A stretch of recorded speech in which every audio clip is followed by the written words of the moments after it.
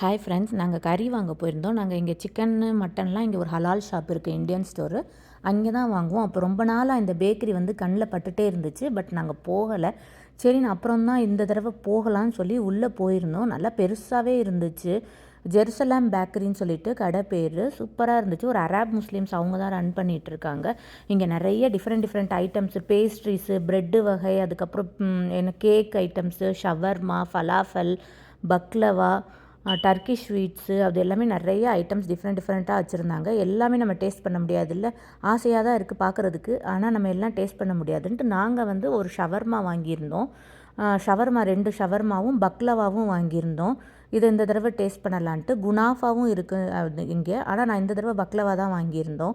Dates எல்லாம் நிறைய வந்து இறக்கியிருக்காங்க. இப்போ ரம்ஜான் ஆரம்பிக்க போகுதுனால நோன்புக்காக நிறைய வெரைட்டிஸ் டேட்ஸு, ப்ரெட் ஐட்டம்ஸ்லாம் நல்லா இருந்துச்சு. அது முக்கியமாக சொல்லணுன்னா ரொம்ப ரொம்ப ரொம்ப ஃப்ரெஷ்ஷாக இருந்துச்சு. நான் பக்லவா எவ்வளவோ இடத்துல அங்கே ட்ரை பண்ணியிருக்கோம்.